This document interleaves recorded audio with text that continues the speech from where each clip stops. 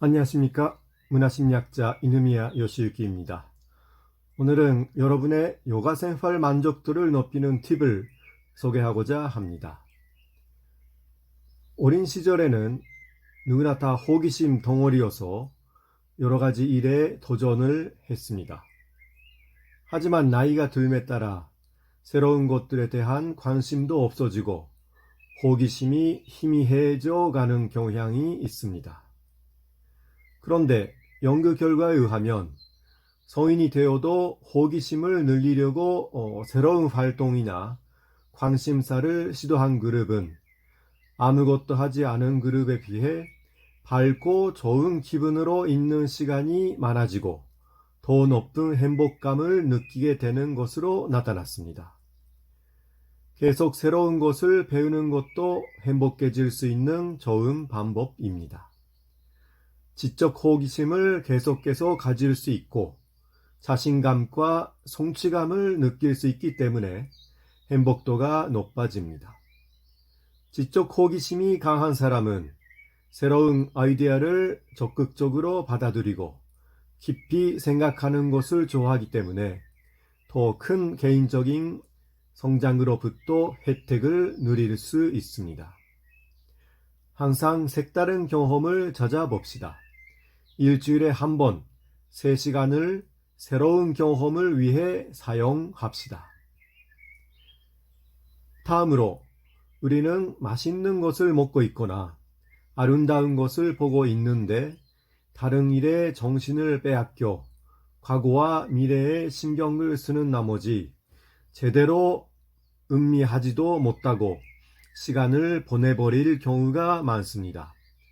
원래는 얻을 수 있었던 바람직한 경험을 제대로 경험하지 못하고 끝나버리는 경우가 종종 있습니다.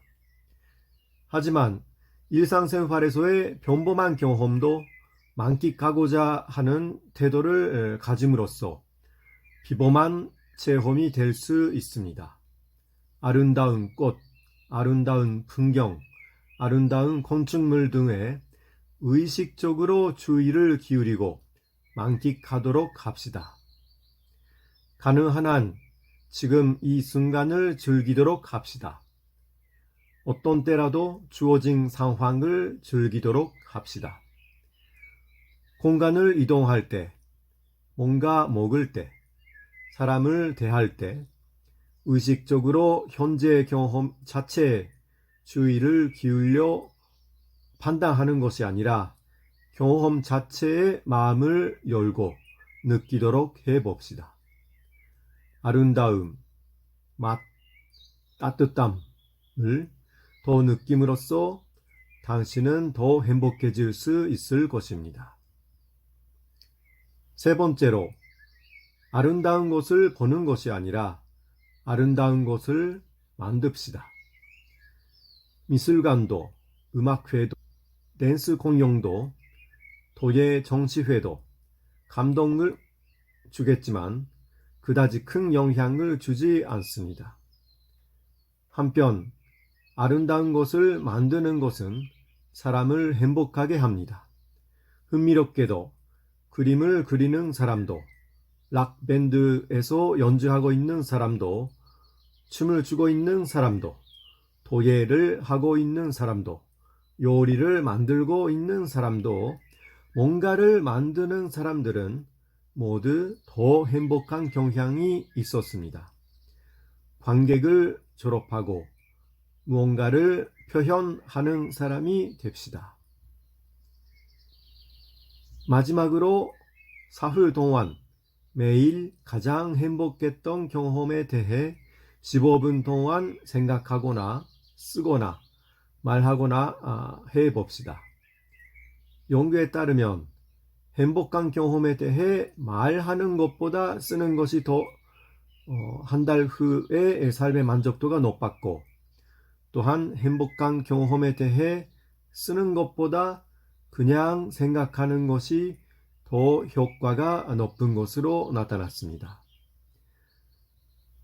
이것은 뭔가 좋은 일이 일어났을 때 그 이유를 체계적으로 분석하지 않는 편이 그 사건이 과거의 사건으로 정리되지 않아 마음에 남기 때문에 행복감이 오래 지속된다는 것을 시사합니다.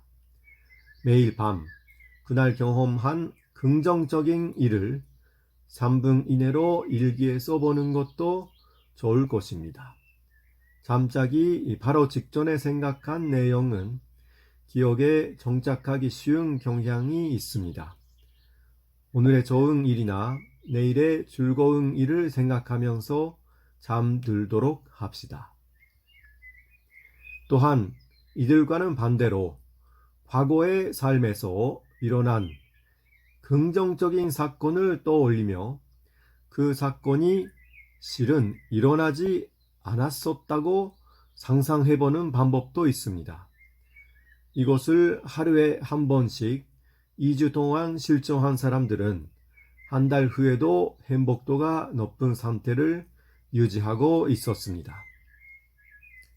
이상과 같이 새로운 경험을 추구하고 현재 이 순간의 경험을 만끽하거나 뭔가를 창작하는 활동을 하면서 행복했던 경험에 대해 다시 생각하도록 한다면 기대할 때와 실제로 경험할 때와 회상할 때 적어도 3번 즐거움을 느낄 수 있어 여가 생활 만족도는 더 높아지고 더 행복해질 것입니다.